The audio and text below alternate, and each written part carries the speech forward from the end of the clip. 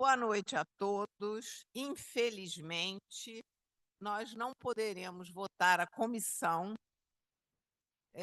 para o julgamento, a comissão avaliadora da memória e memorial da candidatura para a cadeira número 55 da secção de medicina, cujo patrono é o José Otávio de Freitas, que foi e o ocupante anterior, que passou a emérito, Mário Barreto Correia Lima, que passou a emérito no dia 15 de agosto.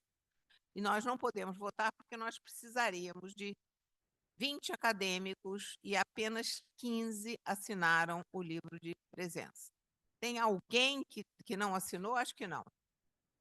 Bom, então, a gente vai reconvocar para a semana que vem e, se por acaso continuar sem quórum, reconvocaremos para o dia 28. Agora, eu espero que as pessoas venham no dia 21 para que a gente possa discutir o melhor modelo para as nossas reuniões durante o ano de 2025. Eu gostaria agora de saber se algum acadêmico quer fazer uso da palavra, por favor. Se não, eu vou passar a palavra ao professor Dr. Manuel Domingos, que é presidente da Sociedade Brasileira de Endocrinologia Cirúrgica, que vai fazer uma homenagem ao nosso eterno presidente, professor acadêmico Pietro Novelino. Manuel Domingos, por favor.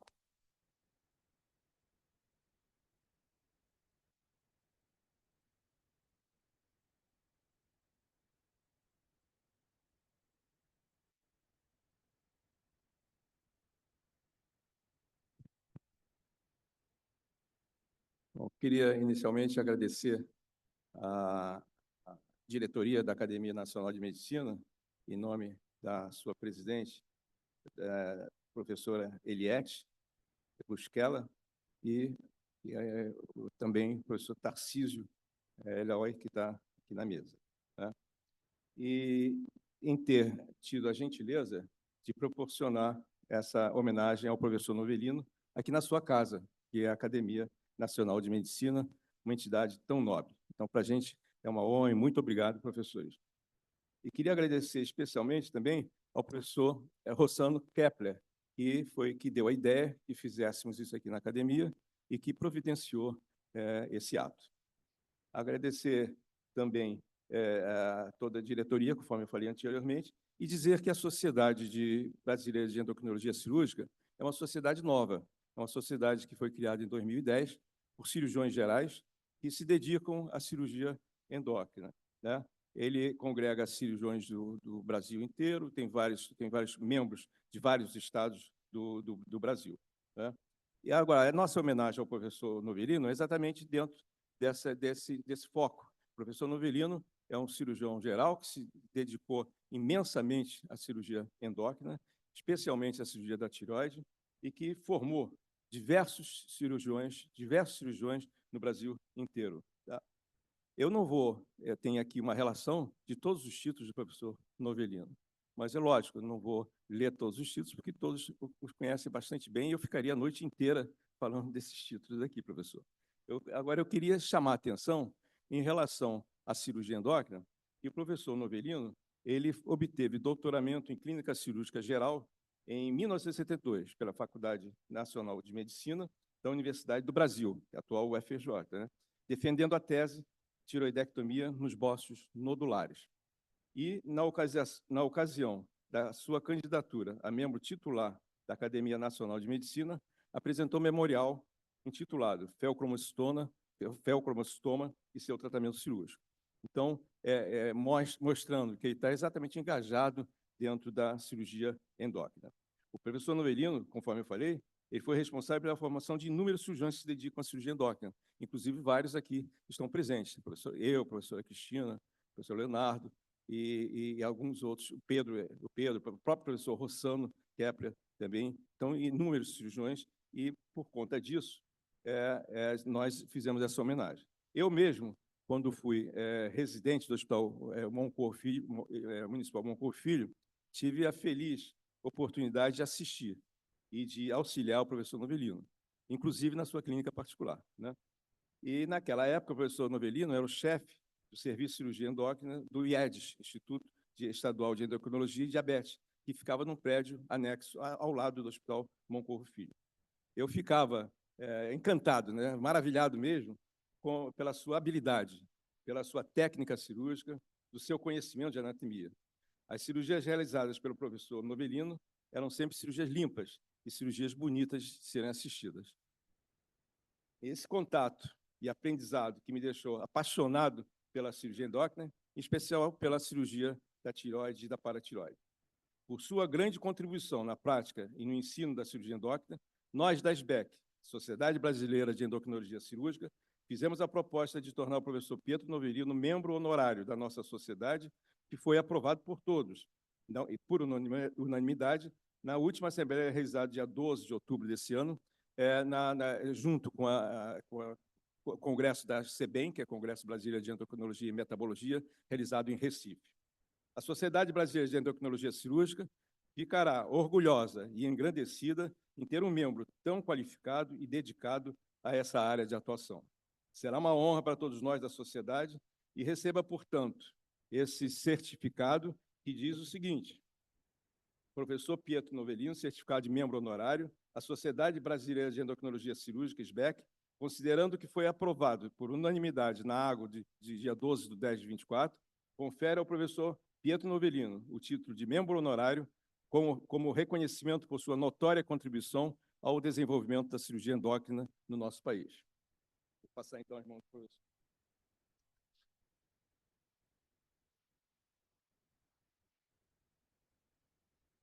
Muito obrigado, professor. Eu esqueci de dizer que é um prazer receber o Manuel Domingos aqui, que é meu colega de turma. Muito obrigada.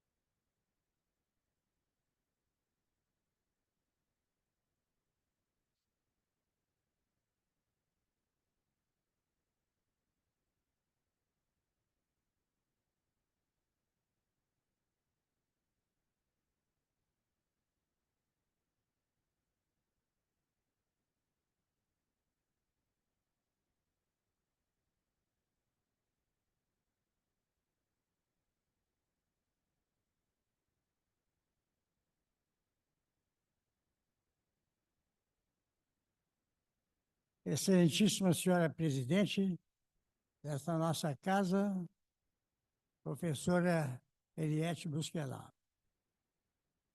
Excelentíssimo senhor presidente da Sociedade Brasileira de Endocrinologia Cirúrgica, professor Manuel Domingos.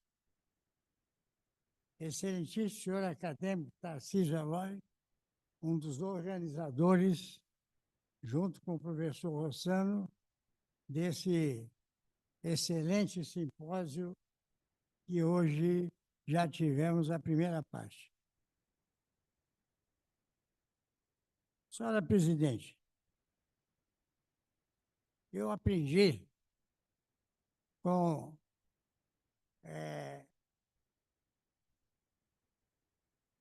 um grande orador, que foi Bernardo Cabral, que é membro benemérito dessa casa, e todo discurso, o orador deve falar alto para ser ouvido. Deve falar claro para ser entendido. E deve falar pouco para ser aplaudido. Então, eu vou falar algumas palavras realmente nessa homenagem que me toca muito, já que, vindo do presidente Manuel Domingos, grande cirurgião, e parabenizar ele e todos os membros da diretoria que criaram essa instituição. Excelentíssima senhora presidente da Academia Nacional de Medicina, acadêmica, professora doutora Eliette Busquerá. Excelentíssimo senhor presidente da Sociedade Brasileira de Endocrinologia Cirúrgica, professor Manuel Domingos. Senhores acadêmicos, senhoras acadêmicas, senhores acadêmicos, senhoras e senhores convidados.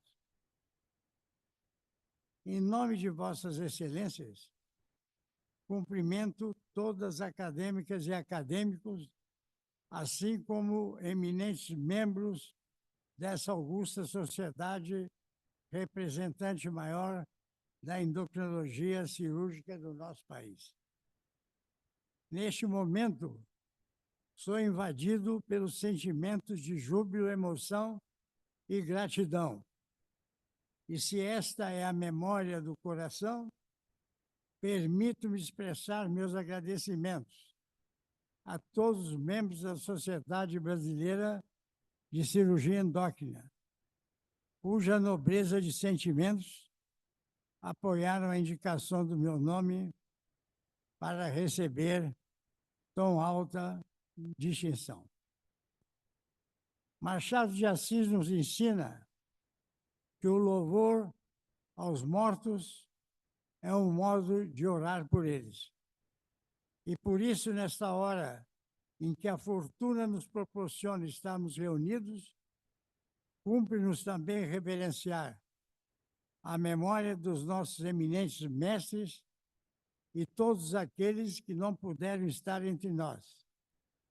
Mas, como diria Guimarães Rosa, médico e grande escritor, aspas, estão encantados não somente nas paredes das salas de cirurgia a nos guiar, mas também neste momento solene, onde são sempre nossos heróis. Cito Virgílio, quando 400 anos antes de Cristo afirmou: labor omnia vincit improbus, ou seja, o trabalho constante vence tudo. Assim, caros colegas e senhor presidente, pautei toda a minha vida procurando sempre não deixar-me contaminar pela vaidade, pela inveja e pela pobreza de espírito, três dos piores sentimentos do ser humano. Na visão de Dante Pazzanese, citado por Adib Jatene, aspas, a inveja não nos deixa reverenciar quem é melhor que a gente, e a vaidade nos faz esquecer que sempre temos algo a aprender com as pessoas. Por outro lado, nenhum sacrifício do intelecto poderia satisfazer as exigências insaciáveis da pobreza de espírito, nos ensina o grande filósofo Theodor Adorno. Portanto, agradeço ao senhor presidente e todos os componentes dessa grande instituição que, apesar de jovem, já presta um serviço dos mais valorosos à cirurgia do nosso país. E agradeço a Deus que me proporcionou saúde, força e fé durante todo esse tempo da minha trajetória. Tutto fu ambito e tutto fu tentato. Quel che non fu fatto, io lo sonhei. Tudo foi ambicionado e tudo foi tentado. Aquilo que não foi feito, pelo menos eu sonhei, dizia Dante Alighieri. Muito obrigado pela honrosa presença. Muito obrigado, senhora presidente, por permitir fazer essa solenidade em nossa casa, e ao nosso presidente da Sociedade Brasileira de Cirurgia Endócrina, que tenho certeza que terá uma trajetória das mais valorosas e das mais brilhantes, sempre visando o bem-estar da nossa sociedade e lembrando que a medicina, no caso a cirurgia, é eterna como a dor da natureza. Muito obrigado.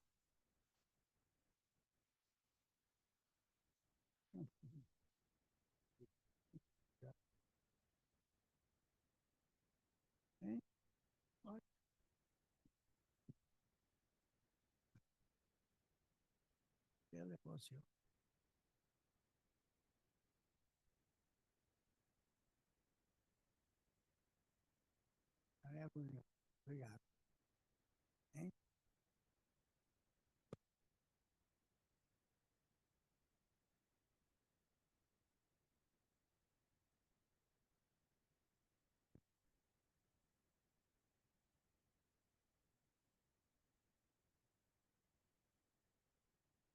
Se nenhum acadêmico quiser fazer algum comentário, nós continuaremos com o simpósio.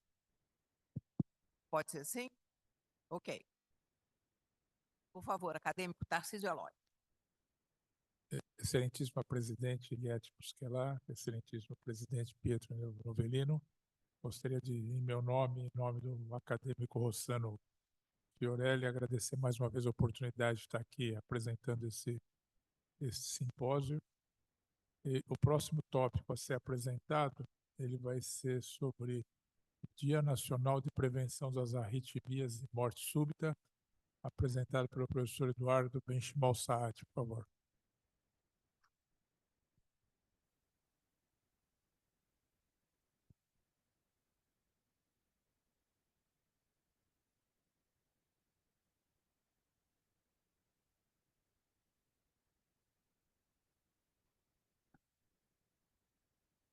Gostaria de saudar a presidente acadêmica, professora Eliette Busquelar, ao presidente acadêmico, professor Pietro Novelino, aos ilustres acadêmicos e acadêmicas, professor Tarcísio Eloy, convidados. É uma honra para mim estar aqui hoje falando sobre um assunto muito impactante, como a morte súbita cardíaca, e essa campanha que nós fazemos através da Sociedade Brasileira de Arritmias, né? A morte súbita cardíaca é um evento muito, como eu falei, impactante, que acontece muitas vezes. Não está tocando o vídeo. Vamos ver se vai aqui.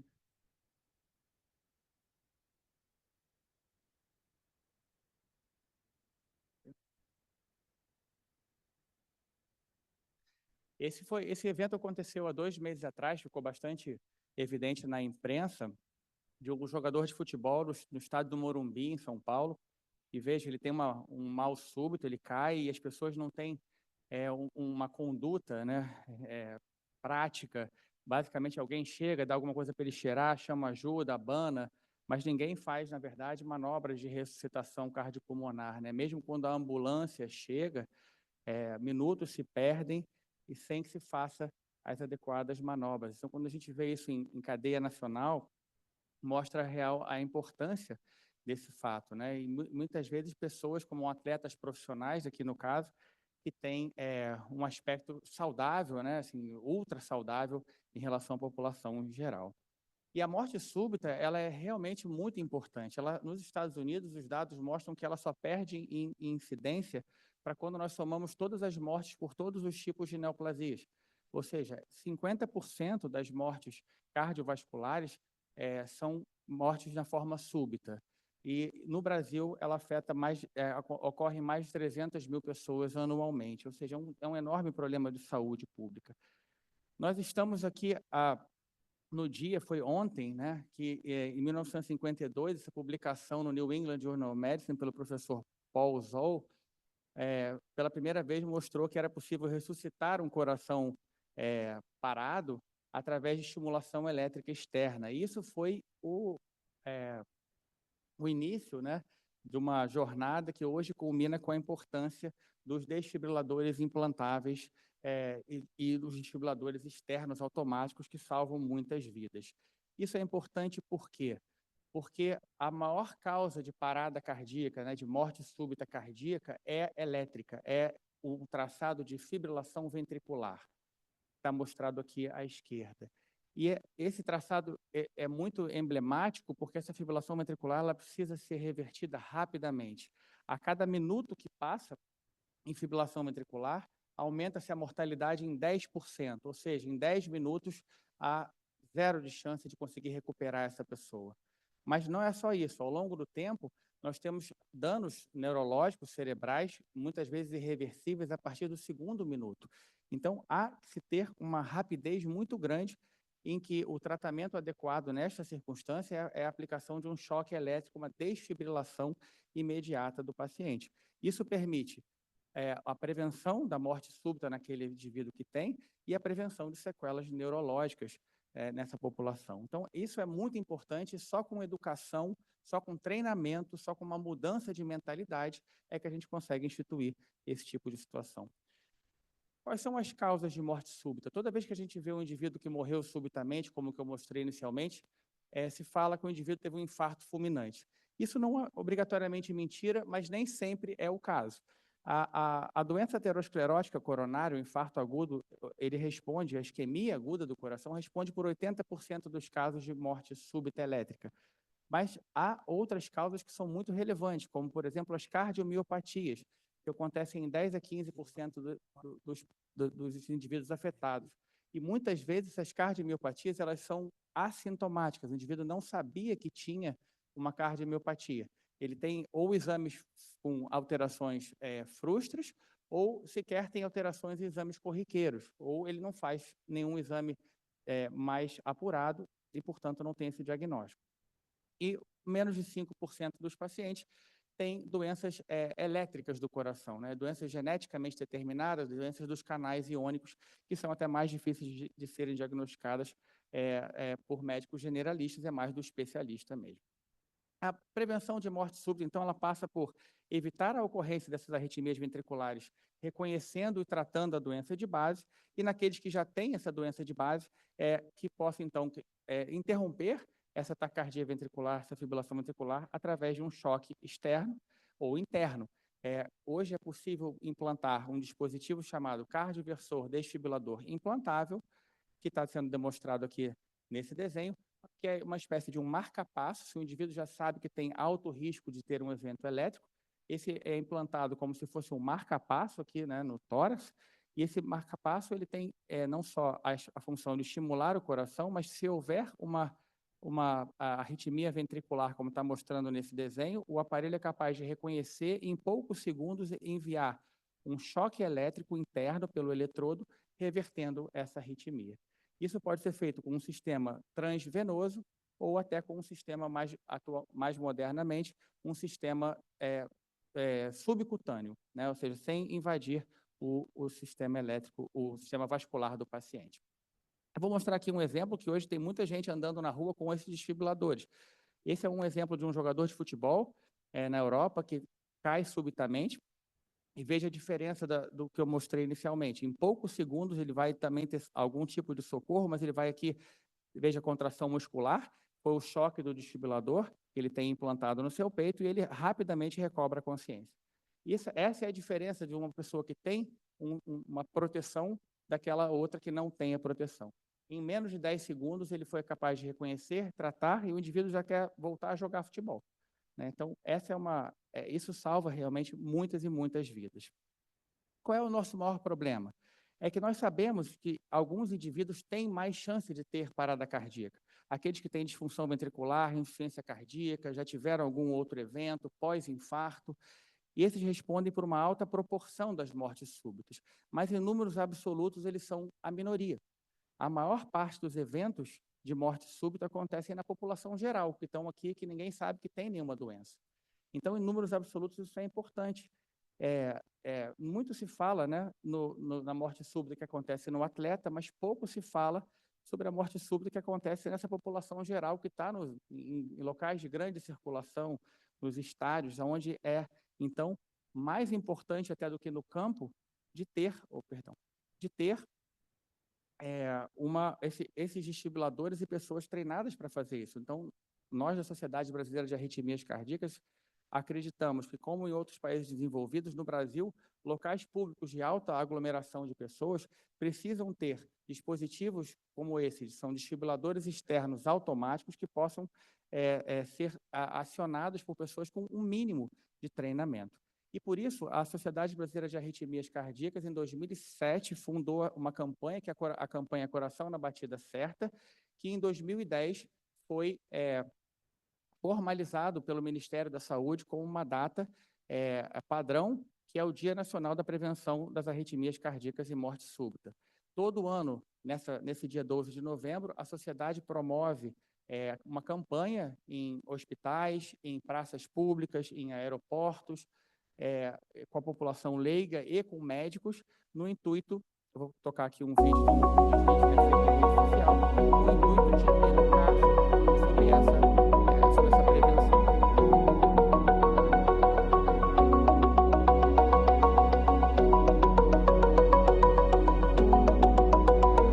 Depois dessa campanha fortemente realizada também nas redes sociais,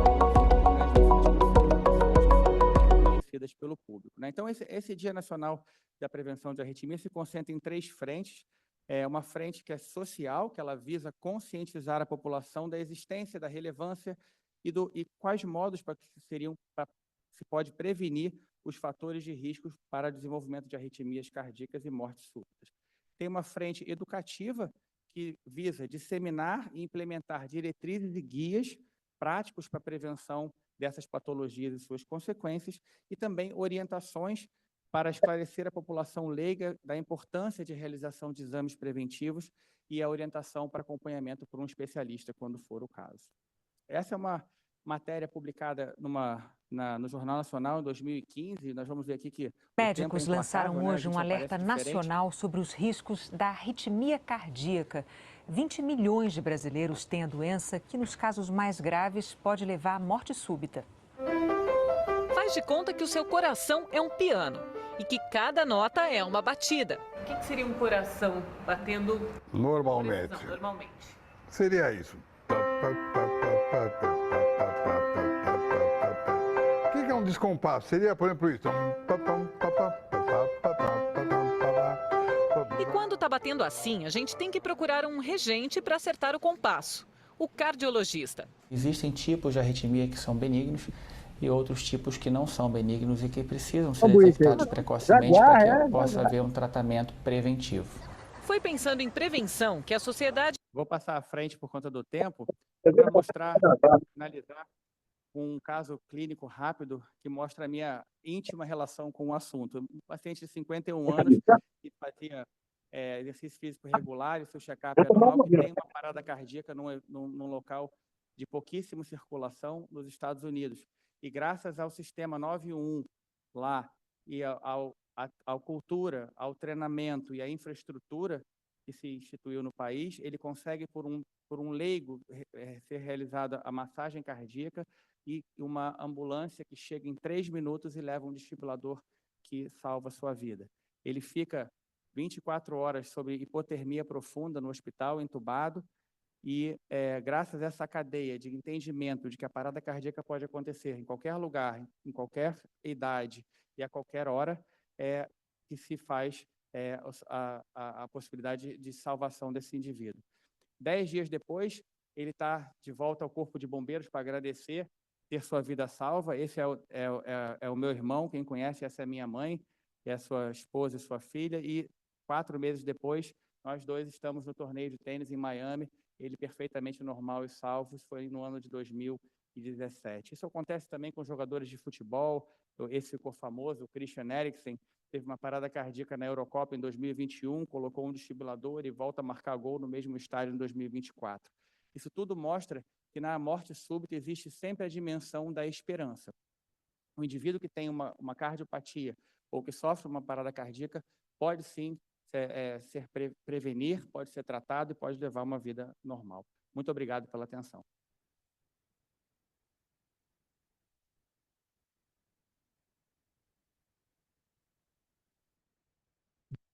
Grato para o Eduardo pela excelente apresentação. A próxima apresentação vai ser do Dr. Kai-Uwe Lewandowski, da Universidade do Arizona, que é correspondente internacional da Academia Nacional de Medicina. Vai abordar o tema cirurgia ambulatorial minimamente invasiva como uma solução para os cuidados musculoesqueléticos em saúde pública. Por favor. Muito obrigado. Você pode ouvir? Sim, estamos ouvindo. Obrigado. Boa noite. O título da minha palestra é Cirurgia ambulatorial minimamente invasiva, uma solução para a crise dos cuidados musculoesqueléticos no sistema público, seja hoje para atender às crescentes demandas dos pacientes.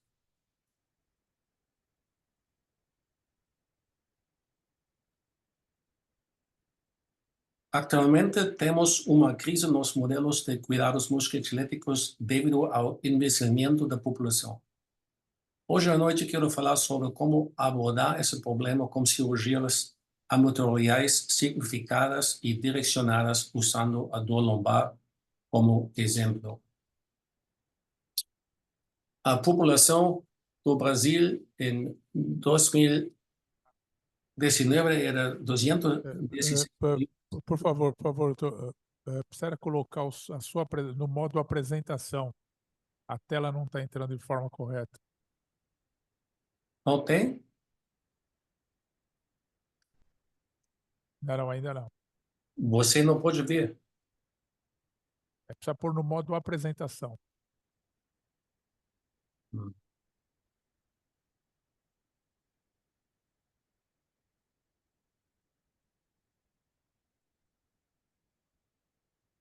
Agora sim? Sim. Agora sim. Sim, agora pode continuar, por favor. Ok, obrigado.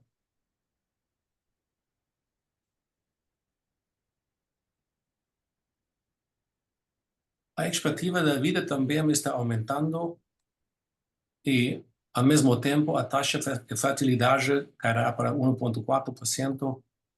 A consequência é uma pirâmide de envelhecimento invertida, com um número substancialmente maior de idosos tendo que ser apoiados e cuidados pela sociedade no futuro. Esse mapa de árvore da carga de doenças, de síndromes de dor musculoesquelético mostra uma taxa de 18%. Dor lombar e dor no pescoço compõem mais que 10% desse número. A dor lombar foi a 7ª causa de mortalidade e invalidez. Nessa tabela, que compara as 10 causas mais comuns de morte de deficiência expressas em DALYs, comparando o Brasil com outros países da região, a dor lombar ocupa na 9ª posição. Essa gráfica mostra a mudança de fatores de risco relevantes em 2009 a 2019, provocando a maioria dos mortos e incapacidades. A dor lombar, que afeta a deambulação, deve ser considerada outro fator de risco que pode amplificar DALYs em combinação com qualquer desses fatores de risco.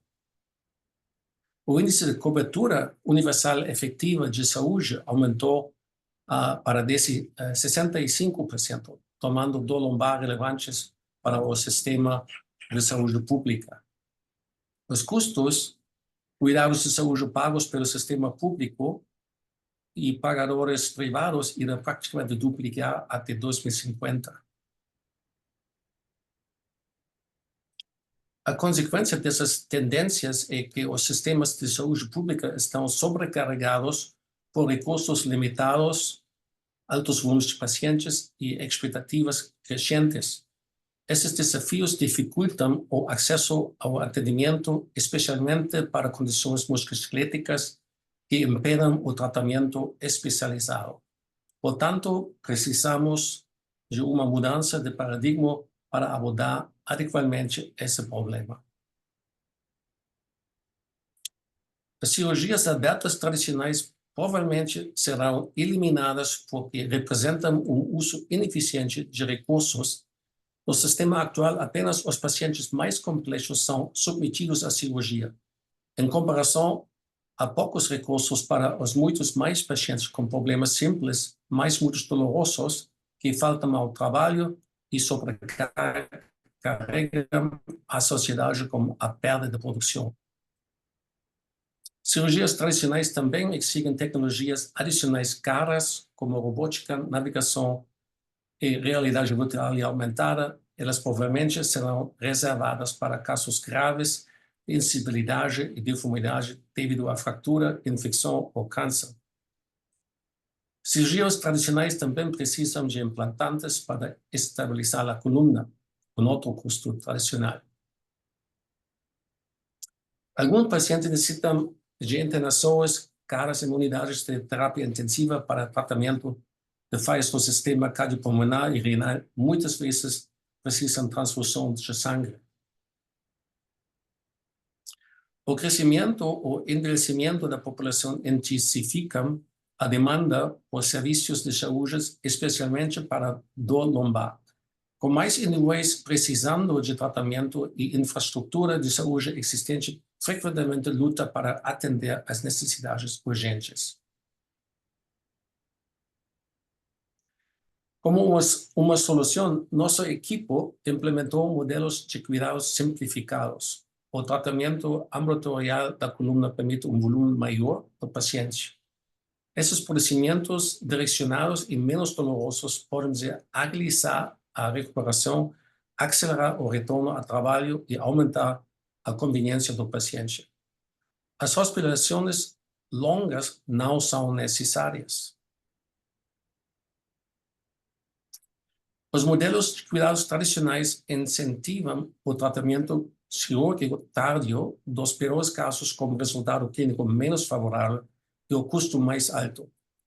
Eles se concentram no tratamento de deformidades como escolioses, instabilidade e fraturas osteoporóticas.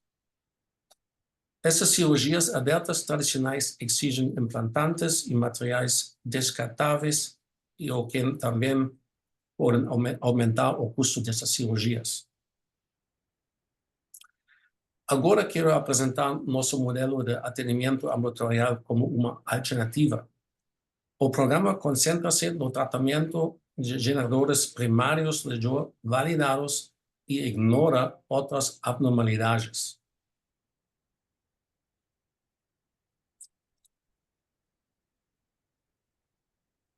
Cirurgia ambulatorial inclui procedimentos que não exigem anestesia prolongada ou hospitalização.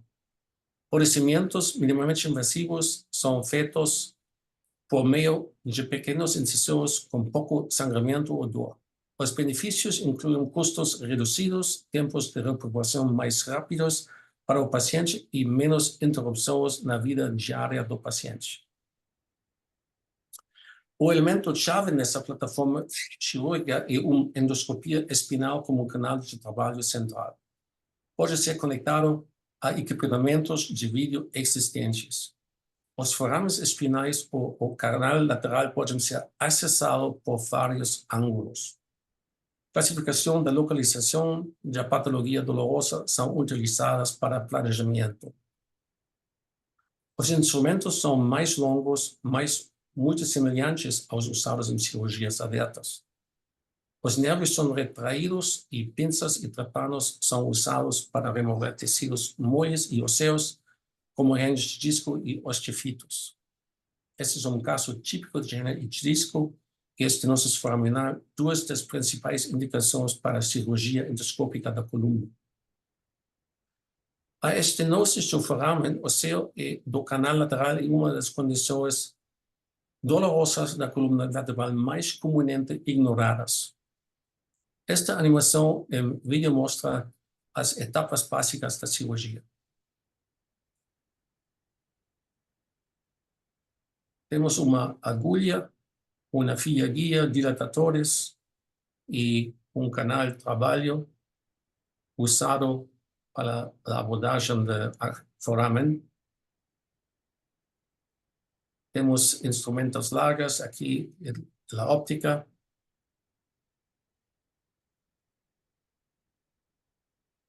O canal de trabalho está colocado no foramen por el triângulo. A cirurgia está feita por anestesia local e sedação. A raiz emergente está retraído e disco remediado está removido com pinças. Os tiofitos são removidos com brocas e trepanos. Este vídeo mostra uma descompressão do canal lateral completa e isto mostra uma foraminoplastia em caso de uma hipertrofia da faceta articular de L4-5.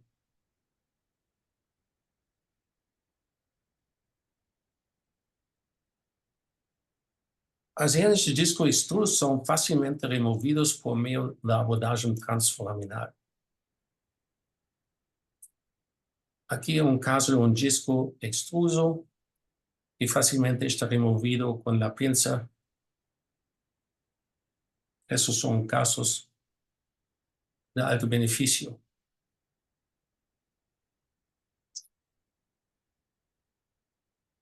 Os principais elementos do modelo de tratamento ambulatorial da coluna são concentrar-se nos principais geradores de dor.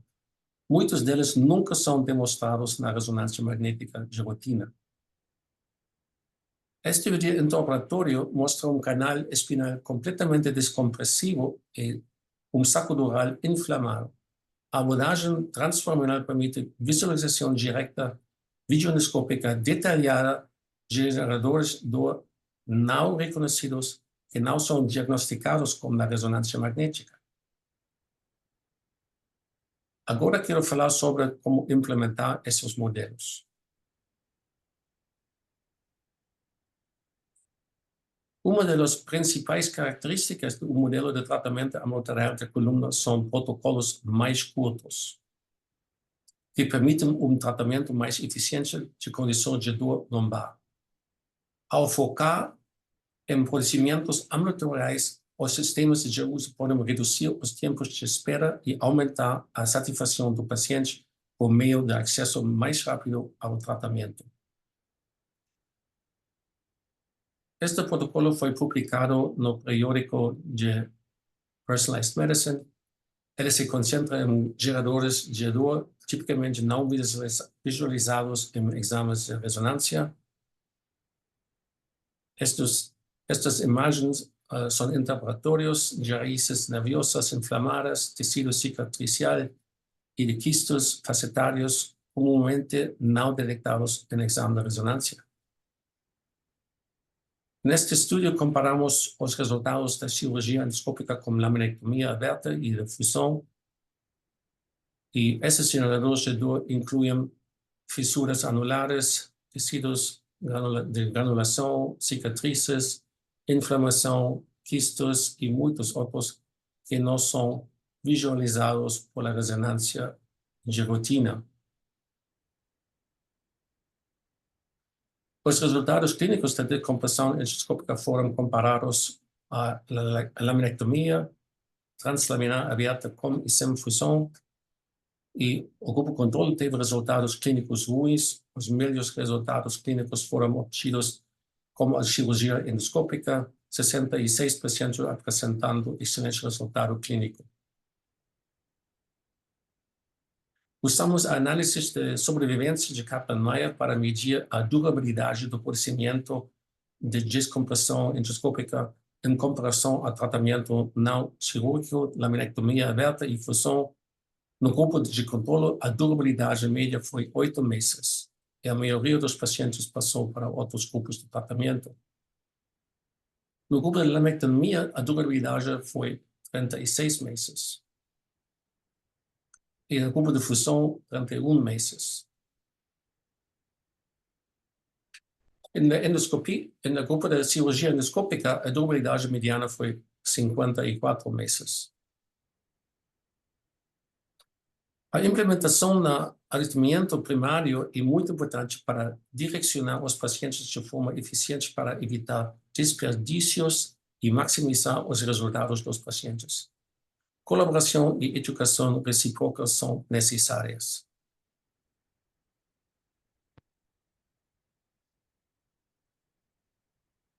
Os médicos encaminhadores muitas vezes não entendem bem os critérios de ressonância usados para cirurgia. Esses critérios muitas vezes não são mencionados pelo radiologista. Nós publicamos artigo em Clinical Neurology and Neurosurgery. Por exemplo, a definição de estenose foraminal usada por cirurgiões da coluna é diferente daquela usada por radiologistas, que frequentemente classificam a estenose como leve, moderada ou grave. Essas definições banalizam o significado clínico de estenoses dolorosas e criam problemas com a autorização da cirurgia pelo seguro-saúde. Portanto, os cirurgiões da coluna usam números reais e classificações de localização, como mostrado nessa imagem. Publicamos vários projetos de uso de inteligência artificial para melhorar o valor prognóstico da ressonância. Este estudio investigou o valor predictivo positivo de uma injeção diagnóstica para prever resultados clínicos favoráveis com a descompressão endoscópica direcionada. Confirmar o gerador de dor pré-operatória é muito importante para evitar falhas. Também publicamos vários artigos para ilustrar os critérios de seleção de pacientes e resultados a longo prazo. Aqui é um exemplo de protocolo cirúrgico para vários tipos de estenose espinal e qual procedimento endoscópico escolher em qual cenário. A descompressão lombar endoscópica também é adequada para pacientes com comorbidades médicas que estejam em anticulação. Aqui publicamos artigo de perspectiva com 2 membros da academia, Dr. Alexandre Siciliano e Rossano Fiorelli, defendendo a não interrupção da articulação em pacientes de alto risco, porque o sangramento na articulação com a descompressão endoscópica é mínimo. Publicamos uma combinação desses artigos em um protocolo de estenose espinal. Este protocolo foi endossado por 14 sociedades internacionais de coluna.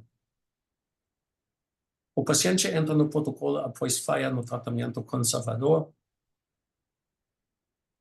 Se o principal gerador de dor foi identificado, o paciente é tratado quirurgicamente e sai do protocolo sem dor. Mais tarde na vida, o paciente pode retornar ao protocolo se houver dor recorrente, devido à progressão da doença e o novo gerador de dor pode ser identificado.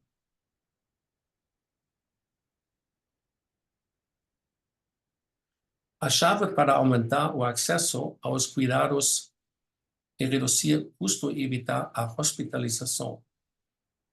Cirurgias minimamente invasivas diminuem significativamente a necessidade da hospitalização.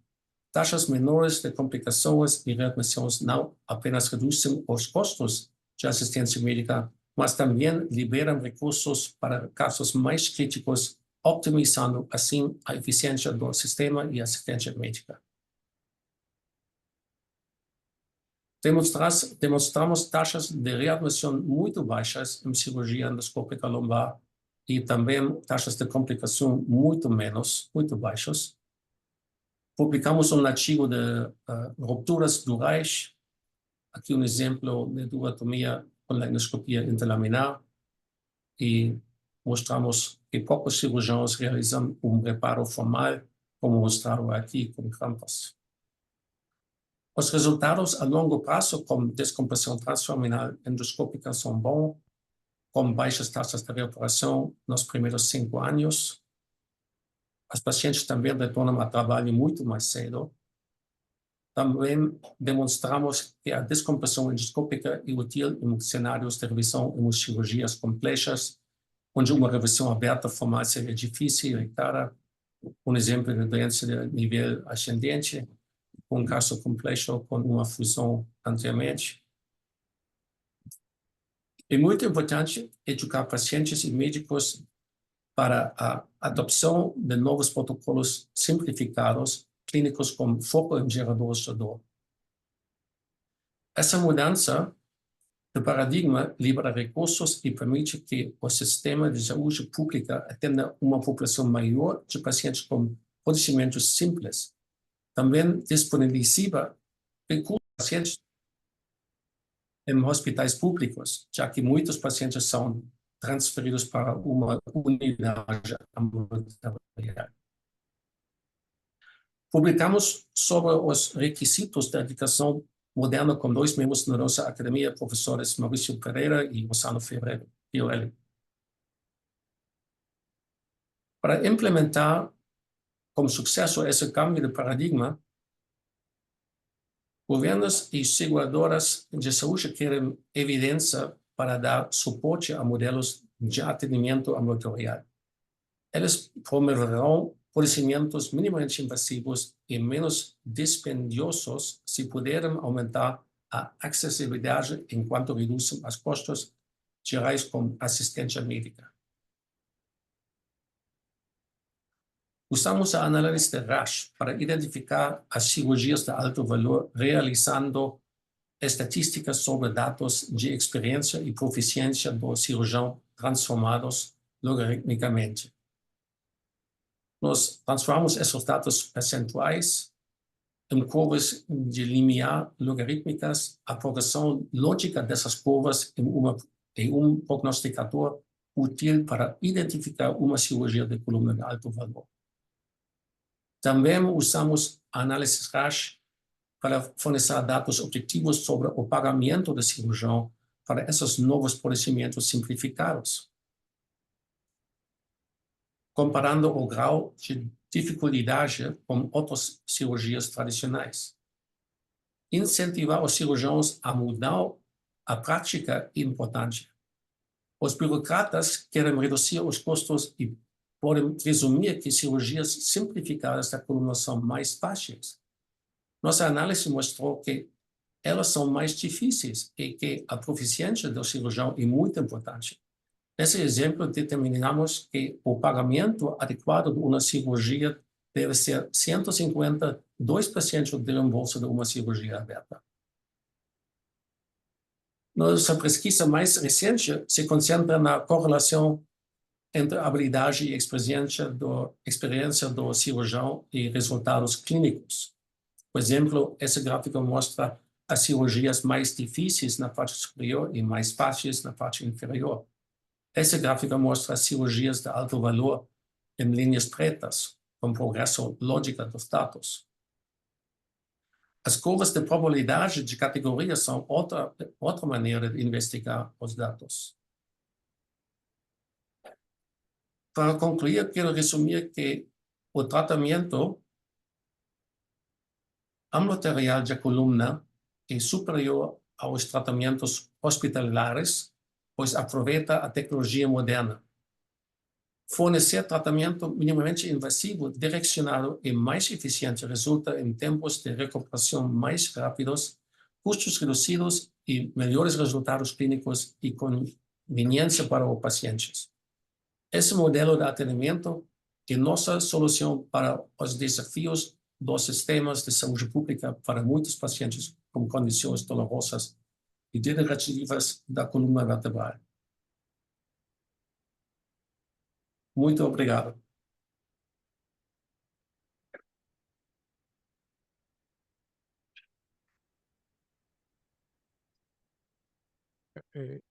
Eduardo, por favor, se puder sentar aqui na mesa. Quero agradecer ao professor Lewandowski pela qualidade e pela excelência de sua apresentação. Os comentários serão ao final. Agora convido o professor Joacir Gracioli, da Universidade de Miami, que vai abordar o tema Spinal Cord Stimulation for Motor Recovery in Spinal Cord Injury. Por favor, professor Joacir.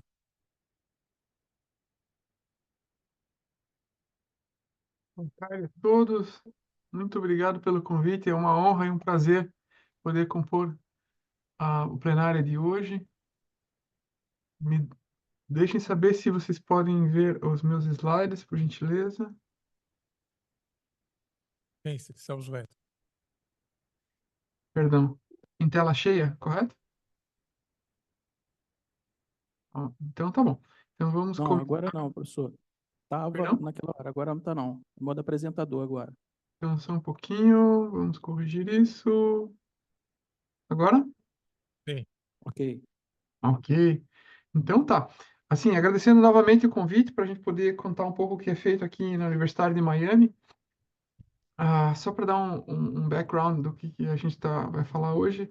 Veja, eu sou neurocirurgião funcional e neurotrauma aqui na universidade. Já há muitos anos a gente tem desenvolvido esses projetos e essa cooperação aqui com outras instituições locais. Então, o enfoque da temática de hoje é a recuperação motora no paciente lesado medular, quando tem lesão de spinal cord injury, certo? Então, claro, não creio que a gente necessite perder muito tempo falando da relevância de que o traumatismo raquimedular ele tem na nossa sociedade, certo? Não, 90% ou mais é causado por trauma, mas também, às vezes, por lesões congênitas e tumores, certo? O interessante é de mencionar que, em média, na quinta década de vida, os pacientes que são acometidos pela lesão medular, então é numa idade bastante produtiva, laboral, então o impacto social é bastante importante. E a lesão medular, ela não causa apenas os déficits motores, sendo para ou quadriplegia, mas também pode levar a problemas graves do ponto de vista psicológico, depressão, ansiedade, respiratório, problemas autonômicos de incontinência urinária, fecal, espasmos severos com dor importante, sendo algo bastante impactante não só na parte laboral e social, mas também na família. A gente fala que a família inteira acaba adoecendo com essa condição, não só o paciente. Então, vejam, a neurocirurgia funcional é o braço da neurocirurgia que se utiliza da neuromodulação para o tratamento de diversas condições. Neuromodulação nada mais é do que, vamos dizer assim, marca-passos. A gente usa corrente elétrica customizada para cada patologia e paciente para se melhorar as vias neuronais do indivíduo. Então, basicamente, neuromodulação ela é aplicada se utilizando eletrodos e geradores de púlsula, baterias, certo? Isso é feito no cérebro para Parkinson, para epilepsia, é feito em nervos periféricos para dor, e é feito também na coluna, no canal espinal, ou seja, a estimulação medular, tá, epidural, que é o clássico, que é feito bastante para dor crônica, né? Eu implanto vários por semana aqui em Miami. Então, a gente está estendendo a utilização disso, a gente estamos buscando estender para a recuperação motora de pacientes com lesão medular. Então, a corrente elétrica pode ser aplicada de diferentes maneiras. A gente pode fazer o implante de um eletrodo em placa, como vocês podem ver aqui no lado esquerdo, certo? Ou no lado direito, com o eletrodo percutâneo com agulha. Então, a diferença é que um necessita uma aplicação, uma cirurgia um pouquinho maior, que é feito com uma incisão pequena, mas é cirúrgico, e o outro é feito com agulha. E também o campo de eletricidade gerado, você vê que ele difere, podendo ter vantagens ou desvantagens conforme a patologia, certo? Então, vamos em frente. Por exemplo, o implante de um eletrodo em placa, é o que a gente vê aqui. A gente se utiliza do espaço interlaminar e com o microscópio dá início à dissecção do ligamento amarelo. Aqui, bastante aumento, uma incisão bastante pequena, mas aqui no microscópio a gente pode ver. Aqui eu vou acelerar um pouquinho, incisando com o microscópio o amarelo, certo? Começando a expor a gordura epidural ali, fazendo a hemostasia, a coagulação dos vasos epidurais para que não haja sangramento. Aqui vindo com o eletrodo, com um template de borracha, só para checar se tem o espaço necessário, se não vai ter algum sangramento, né? Então, ele é introduzido com cuidado com o eletrodo. Lembrando que é com microscópio, então bastante magnificado, isso é bem pequeno, na verdade. Tá? Então, ele é colocado no canal medular e é removido para se ver se tem algum sangramento. E depois, logo em seguida, é feita a irrigação e é completada a hemostasia e é colocado o eletrodo epidural definitivo. Vocês veem os contatos voltados para baixo, para a superfície epidural, para que se estimule somente a medula espinal e não o ligamento amarelo que está dorsal a ele, diferente dos eletrodos percutâneos, que são colocados com agulha, onde a estimulação é feita circunferencialmente. Pois bem, isso foi feito na região torácica, que é o mais clássico para quem tem dor nas costas, dor lombar baixa, assim, crônica e ciática. A gente faz na região torácica, porque o objetivo é estimular acima do gerador de dor. E aqui também na região cervical, muito elegantemente realizado. Vocês podem ver uma incisão bem pequena, certo? Onde eu coloco aqui o eletrodo retrogradamente embaixo da lâmina da primeira vértebra cervical, para a estimulação epidural de C1 e C2, que é bastante poderosa, pois todas as vias sensitivas convergem do tronco e das extremidades, convergem para a região cervical alta, onde a gente implanta os eletrodos e consegue uma analgesia bastante importante. Então, isso foi só para ilustrar como que é feito para dor, né?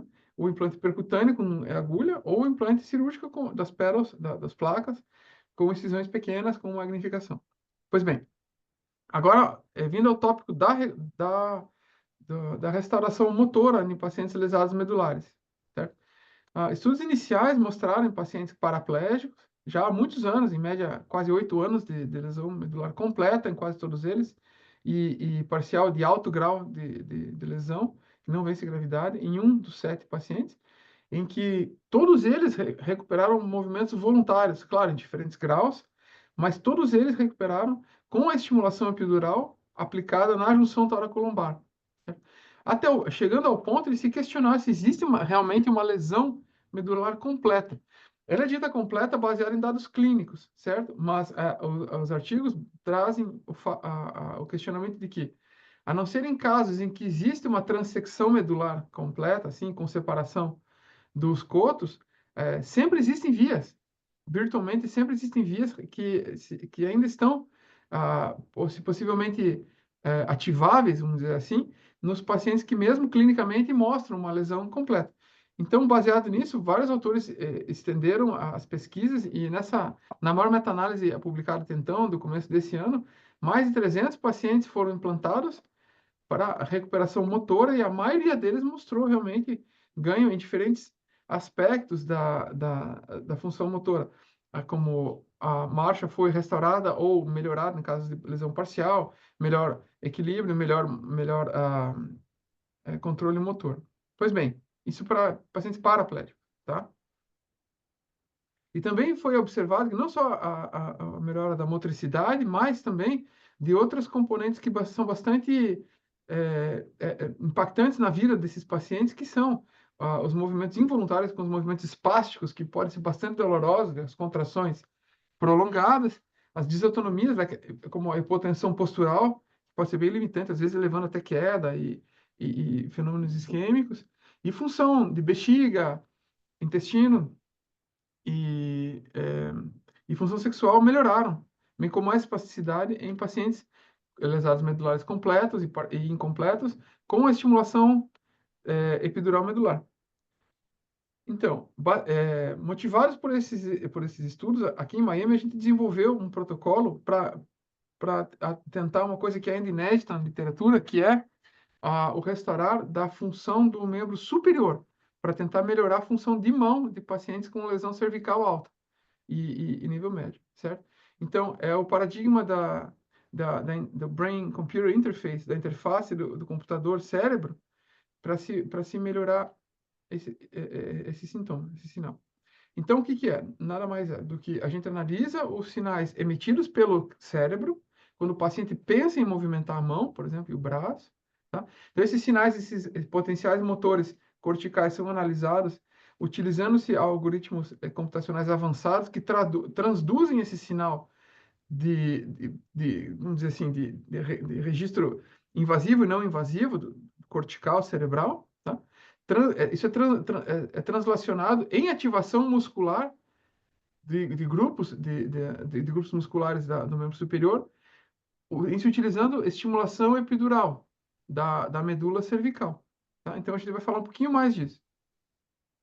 Por exemplo, nesse paciente nosso, o último que a gente implantou, paciente que inicialmente com 16 anos, ele infelizmente teve um acidente um acidente de carro e ficou tetraplégico devido a uma fratura cominutiva de C4. Aqui vocês podem ver a fratura inicial com a lesão medular cervical extensa, em que foi tratado cirurgicamente, sem grandes problemas. Foi feita uma corpectomia e feita uma fusão C3 a C5, descomprimindo completamente, mas vejam a lesão extensa que ficou na medula espinhal desse paciente. Infelizmente, ele se tornou, com o trauma e por anos que seguiram depois dessa injúria, ele se manteve tetraplégico, tá?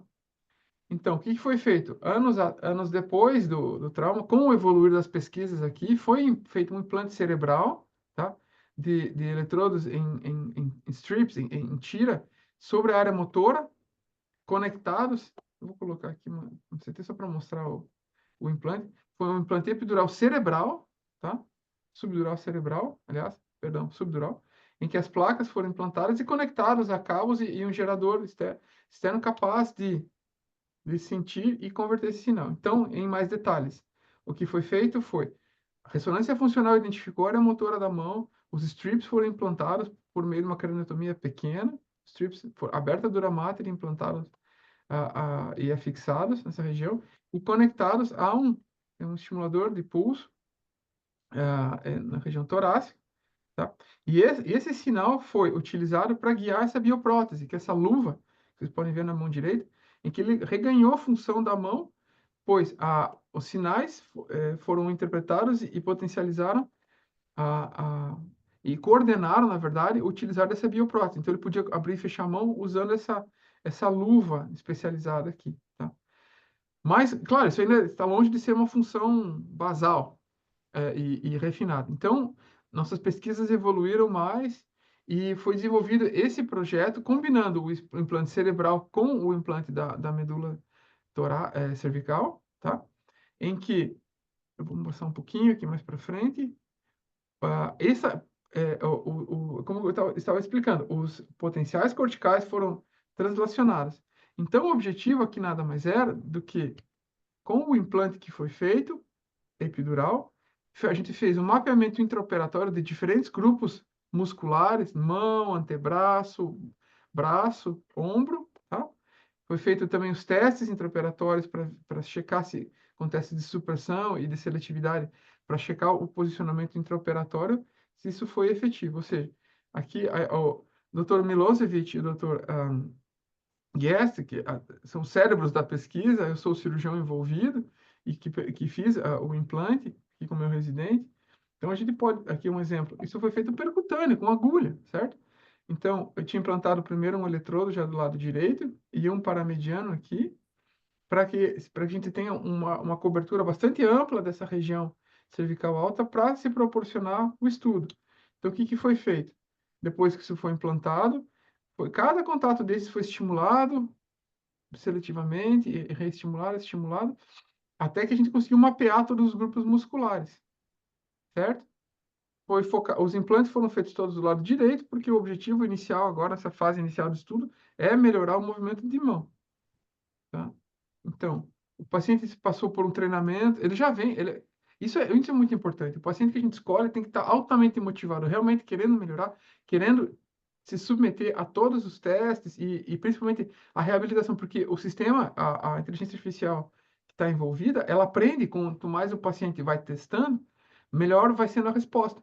Então, com tarefa simples, primeiro tentar alcançar o objeto, depois de tentar fechar a mão, e depois combinando, de pegar, fechar e levantar, que a coisa foi melhorando. Então, podem ver no vídeo aqui, por exemplo, antes do implante, o que a gente observa aqui?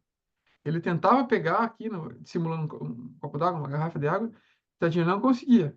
Tá? Isso aí é sem a estimulação. E depois, quando a gente iniciou, olha a diferença, certo? Já conseguiu pegar e trazer já foi bastante mais feliz, e a gente viu o sorriso estampado nos lábios dele, da gente, paciente jovem que está tetraplégico há muito tempo, assim. Então, a gente está melhorando a função, tá? Claro que quanto mais vai fazendo o CES, mais vai refinando. E só para finalizar aqui, só para dar um gostinho, para quem sabe um próximo momento discutir, a gente tem utilizado a estimulação, a gente não, vários autores, né?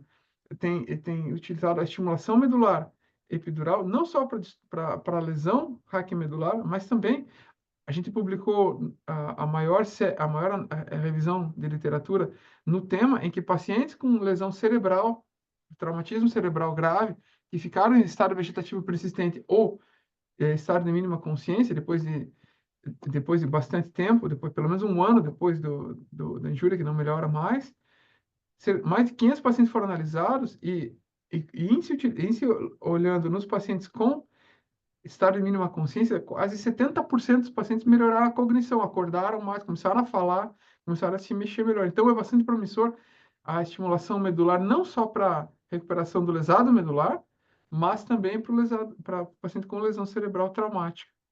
Isso é uma coisa que a gente tem olhado bastante e bastante esperançoso de melhorar a condição de vida desses pacientes, principalmente agora com os avanços. Inclusive, agora a gente está entrando na cooperação com o Neuralink, não sei se vocês conhecem o grupo do Elon Musk.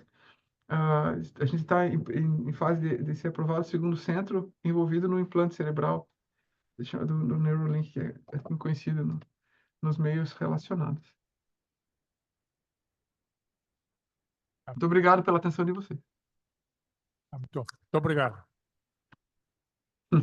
Obrigado pela qualidade da apresentação. Nós vamos passar ao próximo apresentador, é o professor Alberto Clique Júnior, da Unicamp e da USP, que vai falar sobre ciência e inovações tecnológicas na restauração de movimentos em pacientes com lesão medular. Por favor, Clique.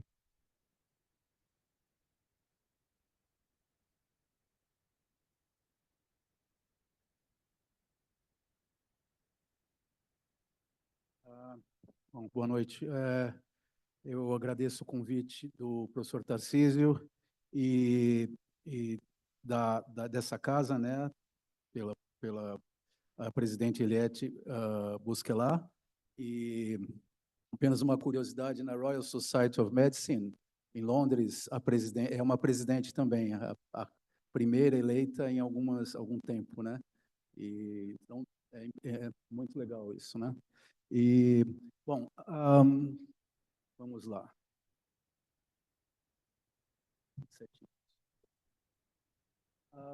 Eu sou professor titular da ortopedia da Unicamp e da engenharia da USP em São Carlos, né? São 2 cargos e não foi. Aqui um pouco de história, eu vou passar rapidinho. Nós trabalhamos originalmente na Escócia, na tentativa de restaurar movimentos em pacientes lesados medulares, e a ideia naquela época era, vocês estão vendo as datas aí, 1986, a época que eu estudava lá, e a ideia era tecnologia pura e simples para restaurar movimentos e pronto, né? E isso aqui é um pouquinho antes, em Ribeirão Preto. Infelizmente, na época, eu fui responsável pela morte de 21 coelhos, né, na época do mestrado. Não faria isso hoje, jamais. Alguma coisa que ligada a Ribeirão, etc., um pouco de história. A nossa revista deixou de existir, né, recentemente, dividindo com Ribeirão, a ortopedia da Unicamp e a ortopedia de Ribeirão. E aqui um capítulo de livro lá de trás também, em que nós avaliamos desde exoesqueletos até estimulação elétrica, novamente voltada tecnologia para fazer o paciente andar, né? Aqui alguma coisa. E essa apresentação, ela tem dois objetivos principais. O primeiro é mostrar a inovação. A ex-coordenadora da Medicina 3 na CAPES definiu bem que medicina é inovação tecnológica, né? Nesse momento, eu coordeno a pós em cirurgia da Unicamp, né? e as ciências médicas, aqui com o que nós vamos mostrar rapidinho, o tempo não é bastante curto. Aqui foi onde mudou o paradigma. Esse paciente, há exatamente 30 anos, 1994, o hospital da Unicamp era bastante novo, era recente, né? Nós fizemos ele andar com a tecnologia pura e simples, estimulando raízes lombosacrais e pronto, né? No entanto, depois ele veio para nós, os telefones tinham 6 dígitos à época, né? Ele veio para nós depois de 2 anos de uma paraplegia completa, a ISA, tumor, e de repente o familiar relatou que ele estava ganhando movimentos involuntários e depois voluntários. No dia de hoje ele anda sem qualquer patologia do aparelho locomotor, né? Mora numa cidade próxima a Campinas, e aí, deixa eu tirar isso aqui, porque eu vou aparecer aí naquela época, né? Eu tinha cabelo naquela época, vejam só, que absurdo, né? O tempo realmente, alguém definiu antes que o tempo... Bom, aqui apenas que a gente analisa patologias como tendinopatias, eles usam o ombro como um indivíduo rígido usa o quadril para transferir, mas temos laboratórios para avaliar esse tipo de comorbidade, né? Aqui, depois de 11 anos, essa senhora veio e aí nós a colocamos para andar com o mesmo protocolo, só que o paradigma aí já era outro. Tarefas repetitivas, as raízes sacrais. O sistema nervoso aprende por repetição e, basicamente, teaching, ensinando a medula a andar, né? Esse foi, mudamos o paradigma. A ideia é colocar os pacientes tanto no superiores, fazendo tarefas repetitivas. E, alguns meses depois, 7 meses, ela veio para nós depois de 11 anos de paraplegia, 7 meses depois, já tinha movimentos voluntários, ela voltou a andar com a ISD, né? Baixa patológica, evolução de Tá ótimo. Medimos antes eletromiografia tibial anterior, gastrocnêmios sólios, e 7 meses depois já a atividade mioelétrica era bem maior, né? E aqui é de onde veio a inspiração para esse paradigma. Essa é a Lucy, que está no Museu da Faculdade de Ciências Médicas de Glasgow, que é de 1451, e ela era bípede, a medula controlava a locomoção dela, a locomoção era controlada pela medula, pelas raízes lombosacrais, de maneira involuntária. Então, foi isso que nos levou a estimular as raízes lombosacrais e tentar, pela repetição de tarefas, o ganho motor, sensório-motor, né, dos nossos pacientes. O encéfalo quadruplicou de tamanho 1 milhão de anos depois da Lucy. Ela viveu há 3.750.000 anos. O nosso encéfalo quadruplicou de tamanho 1 milhão de anos depois disso. Então, realmente, o controle locomotor era pela medula, raízes lombosacrais, né? Aqui temos slides, temos slides apenas curiosidade, um dia de sol em Glasgow, Lister, o Hunter, que é o que deu origem ao museu lá, um patologista, anatomista. Aqui o Voltaire define a Escócia, é um lugar que eu estou sempre lá, né? Kelvin e etc. E aqui, mais recente, paciente que veio da EMI, neurocisticercose, 5 anos paraplegia ISA, né? Completa, paraplegia completa, 2 anos conosco, chegou no nosso ambulatório, nós atendemos 60 pacientes por semana na Unicamp, né? Lesados medulares. Ele chegou no nosso ambulatório depois de 2 anos participando do nosso protocolo e falou, estou andando desde ontem. 1 ano antes, no exame AIS, no exame Ásia, a gente palpava o membro inferior esquerdo dele e ele sentia o direito, ou seja, estava reconectando o trato córtico-espinhal de maneira diferente. Esses são os primeiros dias que ele voltou a andar voluntariamente. Dá para observar que uma perna vai voluntária e a outra vai automática ainda aqui, né?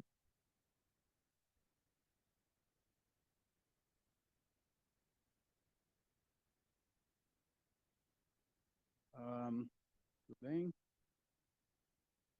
A ressonância magnética nunca mudou, vocês podem ver que quase mais de 90% do canal medular a medula está destruída, aí tem um pouquinho de cinza lá em T2, e lá embaixo, lá, T10, T2 a T10 praticamente, né? E a ressonância nunca mudou, então nós fomos ao potencial evocado, que mostra na parte de baixo da curva, à direita, a estimulação que nós fizemos no nervo tibial, e na quarta linha acima, onde estão os marcadores vermelhos, atividade cortical contralateral, ou seja, reconectou a medula dele, já tem conexão, então, por isso ele bate com a clínica, né? Ao contrário da imagem da ressonância. E aqui é mais recente, antes da pandemia, uma cirurgia para escoliose nossa lá, um parafuso lesou o canal medular dessa menina, que estava com 11 anos, e ela ficou paraplégica, era T8, a ISA, foi encaminhada para nós, e nós a colocamos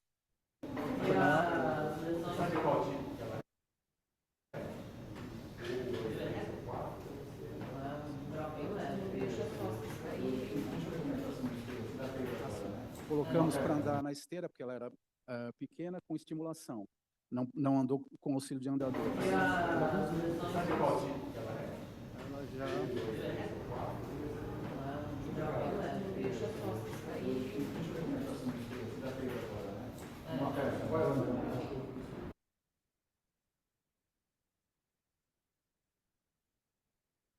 Um pouquinho. Alguns meses depois, ela já caminhava voluntariamente, a lordose desapareceu. E conseguimos ajudar, né? Aí, aqui é apenas um protocolo para aquele paciente.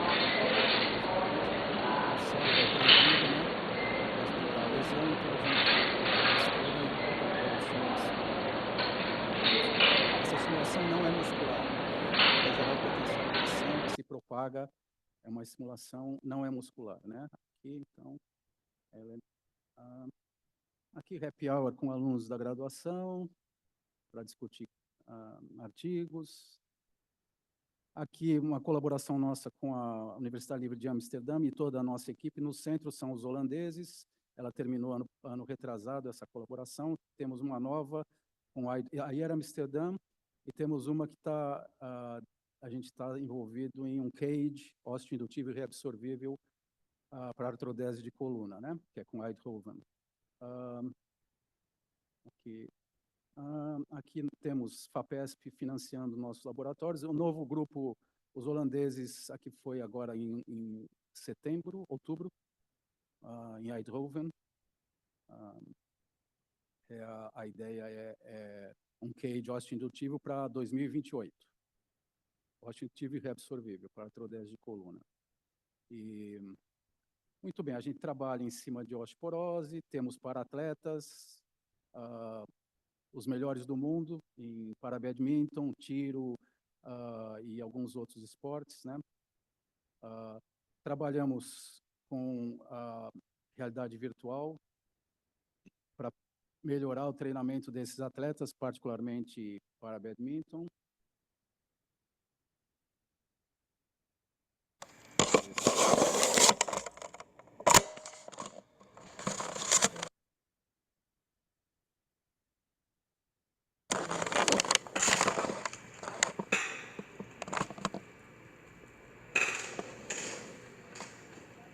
Inicialmente foi um celular usado e no mestrado do aluno nós compramos um óculos que permite realidade virtual, né, para treinamento do para-badminton.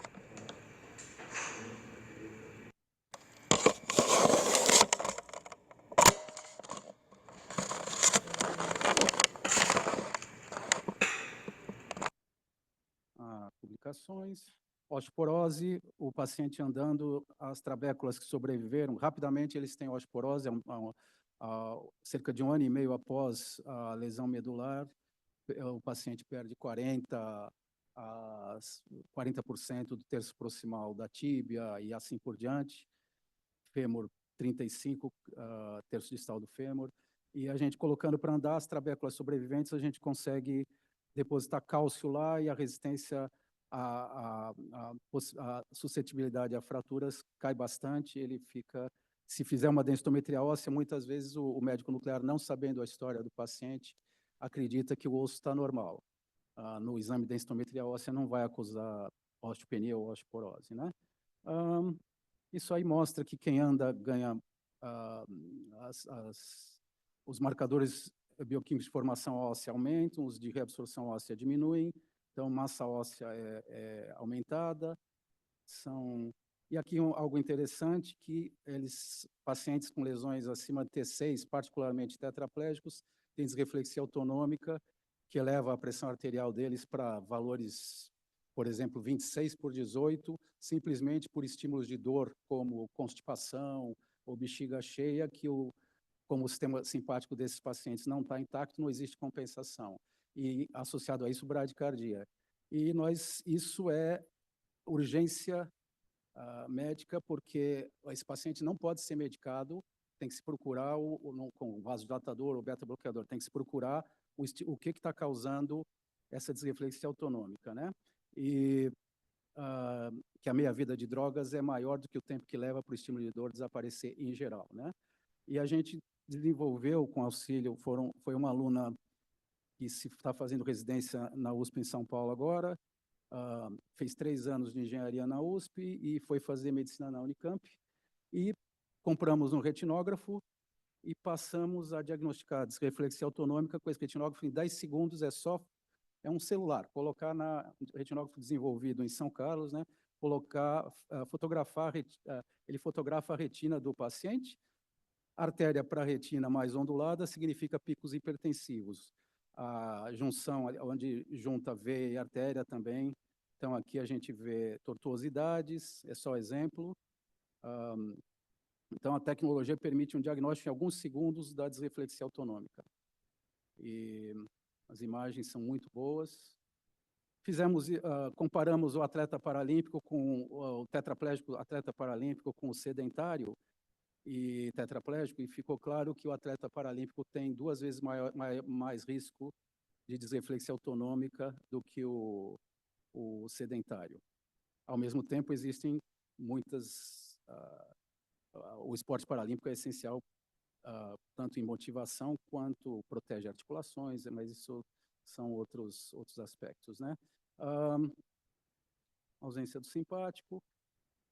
Pacientes, a frequência cardíaca não é confiável para lesões altas por ausência do simpático, o consumo de oxigênio é fidedigno e mostra que rapidamente um paciente, mesmo com lesões acima de T6, caminhando com os nossos protocolos, em 8 ou 10 segundos, o consumo de oxigênio volta aos valores de início do exercício, ou seja, ele não vai ter hipóxia ou anóxia, né? Quem anda consome mais oxigênio, o metabolismo melhora.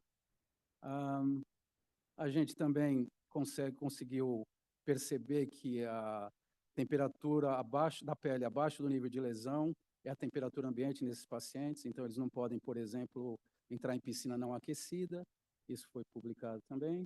E aqui é interessante, se vocês observarem do lado direito, colesterol LDL de um indivíduo normal é parecido com o do tetraplégico. No entanto, a figurinha do lado esquerdo, tetraplegic subjects, fizemos ultrassom da carótida desses pacientes e eles estão caminhando para a aterosclerose, com 25 ou 30 anos.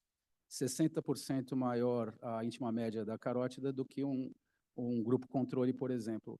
Ou seja, os parâmetros de risco cardiovascular são muito distintos no indivíduo que sofreu uma lesão medular, né? Isso é importante. Isso aí levou a que nós ganhássemos um prêmio lá atrás, 2013. Ombro, nosso protocolo permite com radiografias, que não é o caso aqui, né? O espaço da distância acromioclavicular diminuída significa maior dor. Esses pacientes, quase todos, têm dor crônica na articulação do ombro, né? Então, nós temos um protocolo já usado até na Europa, que uma radiografia simples do ombro permite verificar esse tipo de comorbidade. E aí, aqui, ficou claro a vantagem do atleta paralímpico. Observem tendinopatias. Deixa deixa eu ver, 3, 4, a quinta linha. Atleta de rugby, tetraplégico, atleta paralímpico, 0 tendinopatia. Aí, em compensação, o paciente tetraplégico sedentário, 1 em cada 4 vai sofrer com dores na articulação, nos ombros, né? E, então, novamente, isso levou a um prêmio da Sociedade de Medicina e Cirurgia de Campinas, 2016. Esporte paralímpico é a motivação de vida de muitos desses pacientes. O Brasil é muito bom em Paralimpíadas, né? Está sempre entre os 5, 6 melhores países, melhores times, né? Ossificação heterotópica é outra comorbidade que, fazendo o paciente andar, isso é reduzido. Aqui foram 2 convites lá atrás, aqui no speaker, lá atrás e na Áustria. Membros superiores, aqui eu não sei como é que está o tempo, quanto tempo ainda tem? Ainda tem o tempo, né? Tem tempo ainda? 3 minutos. 3 minutos? Então, peraí. Isso aqui foi, lá atrás, desenvolvemos um sistema híbrido, estimulação para tenodese e flexão de cotovelo com uma órtese de 400 gramas. E isso funcionou muito bem. Os alemães nos procuraram em função desse tipo eles terem, provavelmente avaliaram trabalhos nossos e apresentamos, mas o mais interessante é que o mais recente nosso, que está aqui, é isso aqui. Foi publicado recentemente. Boa, Esdras. É um sistema vestível controlado por aplicativo no celular pelo tetraplégico, aqui é CC. Então, esse vestível permite que os pacientes fazer aquele protocolo de repetição da tarefa em casa sem necessidade de vir ao hospital, né? Eu vou deixar essa tecnologia aqui um pouco para lá e só vou mostrar coisas mais recentes. Que a gente não tem muito tempo, então, mas tem uns, deixa eu ver se eu tenho aqui rapidinho. Isso. Paciente com lesão das raízes motoras, flácido.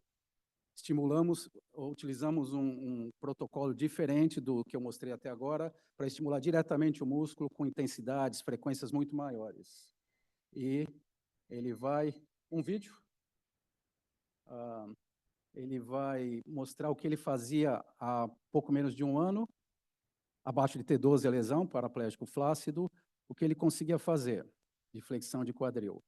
E, alguns meses depois, com a estimulação diária dos músculos, alguns meses depois, estimulação muscular nesse caso, muito alta. Vamos ver se ele... Vejam só, isso alguns meses depois, ele já anda pelos corredores do hospital. E aqui, para terminar, Covid. Esse paciente ficou 2 anos paraplégico AISA, pós-Covid, e em janeiro do ano passado, depois de um tempo, 1 ano conosco, mais ou menos, ele já estava fazendo extensão de joelho voluntária, e alguns meses depois disso, maio, junho do ano passado, ele já anda pelos corredores também com auxílio de andador, mas vamos ver, último vídeo. Alguns meses depois, já conseguia, vamos ver se consegue, isso, flexão de quadril e já deambula de maneira voluntária. E vamos ver, aqui são propagandas nossas. Oxford, etc., etc., Royal Society. Aconteceu algo interessante recentemente. Eu estava em um congresso na Universidade de Bath e essa moça veio me procurar e perguntou se eu era o Alberto. Eu falei que sim. Ela falou que eu fiz o avô dela andar na Escócia quando eu era estudante lá. Está aqui quando eu tinha novinho do lado esquerdo e careca nos dias de hoje, né? Mas foi um negócio impressionante. Ele está vivo com 80 e poucos anos. Bom, acabou. Obrigado aí, pessoal. Obrigado, Pliquet. Por favor, depois senta aqui também na mesa. Isso. Eu chamaria também os acadêmicos Fernanda Moll e Paulo Niemeyer para a mesa, por favor.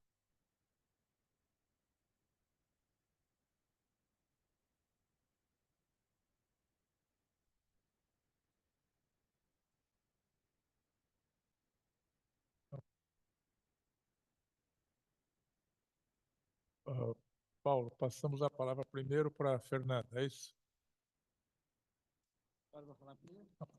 Fernanda, por favor.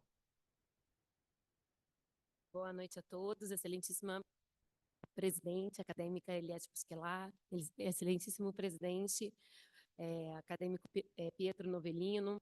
Eu queria agradecer o convite do acadêmico Tarcísio Eloy e também do Rossano Fiorelli para participar hoje aqui desse simpósio. Parabenizar pelos dois momentos do evento que foram excelentes, com muita inovação e novidades. Queria comentar rapidamente a apresentação do professor Eduardo Saad. É impressionante, né, a importância do tema, como desde 1952, no primeiro artigo então da New England, né, até hoje, a necessidade do letramento em diversos momentos, não só da população leiga, mas também da comunidade médica, né, da necessidade de assistência e como a importância do tempo versus as consequências, né, dos eventos de arritmia e paradas e, enfim, emergências cardiovasculares como um todo. Queria, então, comentar as 3 apresentações consequentes, então, na segunda metade do evento. Primeiramente, o acadêmico correspondente, professor Kai Lewandowski, queria parabenizar pela excelente apresentação e, além da apresentação, pelo excelente português. Fiquei impressionada com a apresentação em português. Não sei se ele está aí na tela, né? Trouxe aí números importantes, né? Mostrando, na verdade, como as cirurgias minimamente invasivas reduzem não só o custo, efetividade para o sistema de saúde público e privada, mas também, né, na economia dos países como um todo. Fiquei curiosa, se tiver tempo de comentários, ele passou rapidamente, professor, sobre a necessidade de como isso é implementado. É claro que trouxe exemplos aí muito importantes relacionados aos Estados Unidos, é um país continental e provavelmente heterogêneo, e falar um pouco sobre as principais dificuldades, né? Acho que treinamento é um ponto muito importante. Um dos artigos comentava um pouco da implementação dessas técnicas em diversos países, não só nos Estados Unidos. Fiquei curiosa para entender se a gente tem estudos, tem números e como essa realidade em países provavelmente menos favorecidos, em que não só o acesso é mais limitado, como também o treinamento desses profissionais que podem, de fato, executar esse tipo de intervenção. Passando então, não sei se terá como comentar, seria ótimo. Em seguida, é impressionante a palestra também do professor Joacir Gracioli. Eu fiquei impressionada com os dados, né, não só de todas as intervenções que o senhor mostrou, mas principalmente, né, com os mecanismos de Brain-Computer Interface, pegando então sinais de estímulos eu fiquei ou de intenção de movimento ou de imagética motora, transformando isso então em estímulos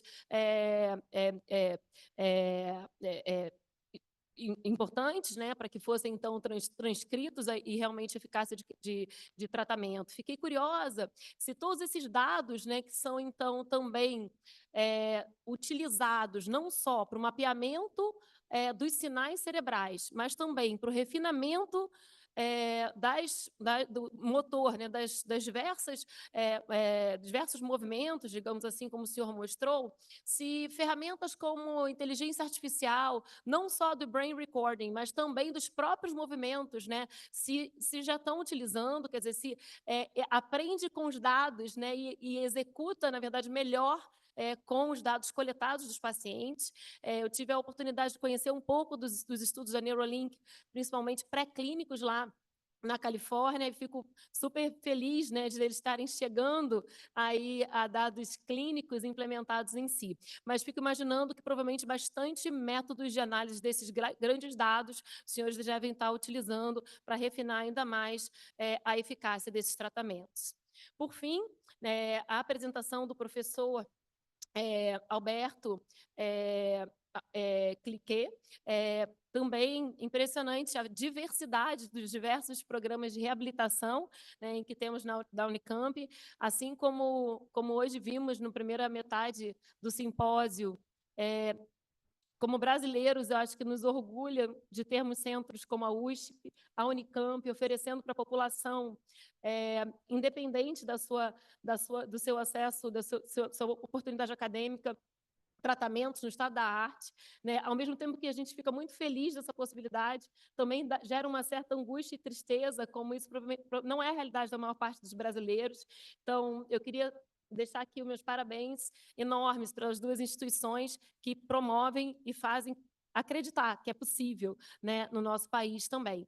Fiquei curiosa, primeiro, para entender dessa diversidade toda, né, de hipóteses e possíveis, na verdade, protocolos que são um pouco customizados, provavelmente, para cada um dos pacientes, né, como cada paciente responde mais ou menos, melhor ou não, se os senhores estão também utilizando diversos métodos de biomarcadores preditivos para entender que paciente responde mais ou menos.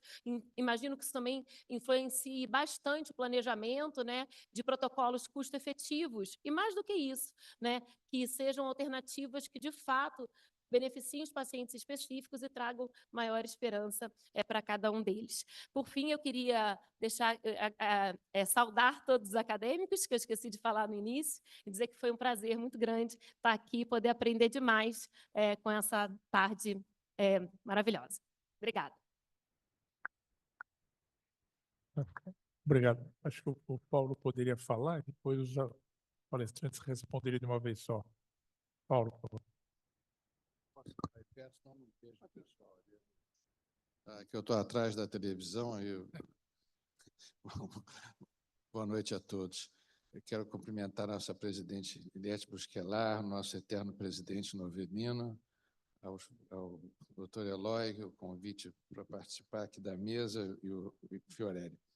Com relação à primeira apresentação da cirurgia ambulatorial, essa é uma técnica que já é realizada há muitos anos aqui no nosso meio. Hoje em dia, quando começa uma coisa aqui ou lá, no dia seguinte está sendo feito por todos. É uma técnica que vai diretamente na direção, na tendência mundial, que é ser minimamente invasivo e cada vez agredir menos o organismo. Mas, quando a gente fala em ambulatorial, dá a impressão a todos que o doente nem entrou no hospital, dá a impressão de que fez ali numa sala de consultório. E não é bem isso. É uma cirurgia que toma uma anestesia geral, o material tem que ser todo estéril, há risco de infecção e complicações, como também tem a cirurgia aberta. Então, é uma cirurgia minimamente invasiva, muito boa para alguns casos, mas não para todas. Então, eu sou adepto desse método, acho que deve ser cada vez mais divulgado, porque a recuperação é muito boa, mas não é sem risco e também não é dentro do nosso espírito de ambulatorial. O nosso espírito de ambulatorial dá a impressão de uma coisa muito simples, mas é uma cirurgia como outra qualquer. Com relação às pesquisas de movimento, eu, uma vez visitando o professor Nova Monteiro, que deve ser conhecido de todos os ortopedistas, e visitando a biblioteca dele, ele puxou um livro assim que era uma bíblia da ortopedia francesa, e a primeira frase do livro dizia: "O movimento é a vida". Eu nunca me esqueci daquela frase. Hoje, eu acho que a vida é mais do que um movimento, porque nós podemos ter uma vida interior, uma vida psíquica muito grande sem movimento. Mas que a perda do movimento atrapalha muito a vida e reduz muito as possibilidades da vida é uma verdade. Então, eu acho que qualquer ganho que se tenha é um ganho enorme para o paciente, ainda que a gente possa olhar na aula e achar que é muito pouco pegar um objeto, mas aquilo é um passo enorme. Então, eu admiro muito essas pesquisas, acho que a inovação está trazendo uma esperança muito grande, a tecnologia está transformando, e é impressionante também como a energia elétrica influi no nosso organismo, não só salva vidas lá com o Eduardo Saad, que dá um choque, o doente acorda, como também, estimulando eletricamente, você consegue recuperar a musculatura, estimular a medula e tudo mais. Evidente que essas técnicas não são para todos os doentes e deve haver um critério de seleção, mas muitos podem ter um ganho e seja qual for esse ganho, eu acho que vale a pena todo o investimento. Então, eu quero parabenizar os palestrantes e pelo empenho e dizer que eu sou fã dessas pesquisas de recuperação e, inclusive, só aqui para terminar, essa palavra reabilitação, como já foi dito aqui, é um movimento que está muito em crescimento. Já existia até quando as células-tronco estavam mais faladas, já existia a neurocirurgia reparadora, que é uma neurocirurgia não para retirar um tumor ou tirar um aneurisma, mas para recuperar os movimentos, esperava-se que com as células-tronco pudesse recuperar os movimentos, restaurar áreas perdidas do córtex cerebral, restaurar as funções cerebrais, e até hoje existe esse movimento e essa especialidade que eu espero que se torne uma realidade. Muito obrigado. A gente poderia passar rapidamente a palavra a cada um dos apresentadores, se tiver algum comentário em função do... Pois não, Eduardo, tem um comentário? Tem algum comentário? Por quê? Professor Lewandowski, algum comentário sobre o...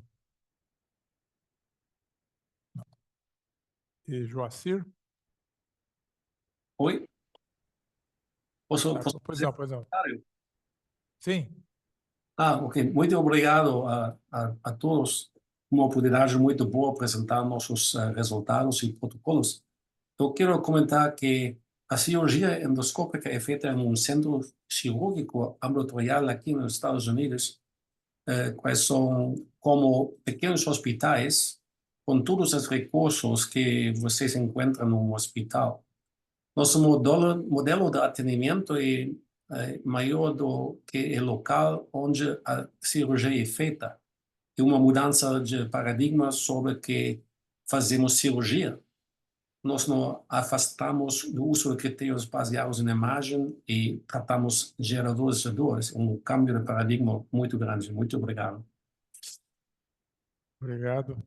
Seu português foi elogiado aqui, viu?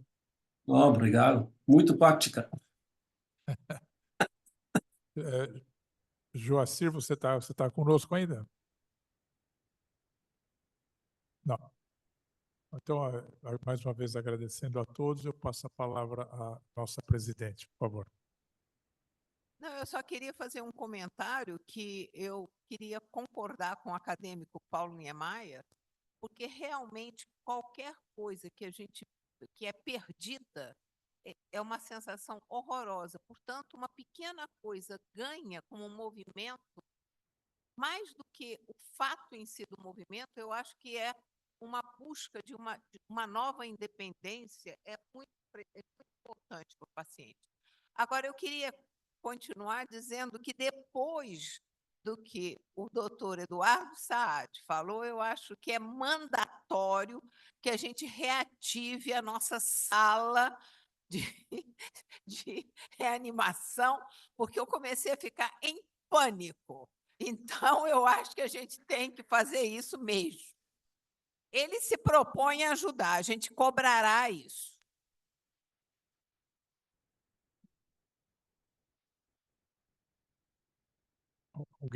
Algum dos acadêmicos tem algum comentário a fazer? Podemos encerrar? Por favor.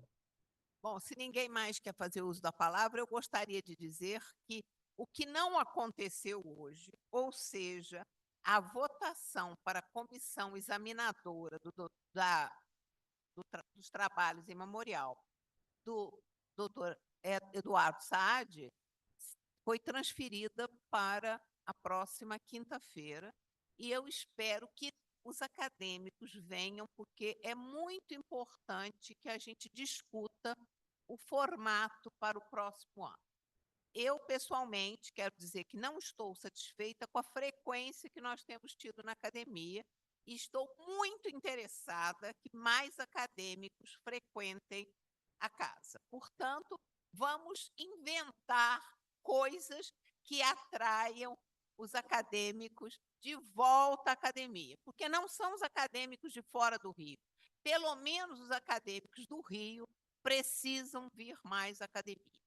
Eu gostei muito da tarde e noite de hoje, agradeço a presença de todos, e continuamos no dia 21 discutindo o programa para o ano de 2025. Muito obrigada, boa noite.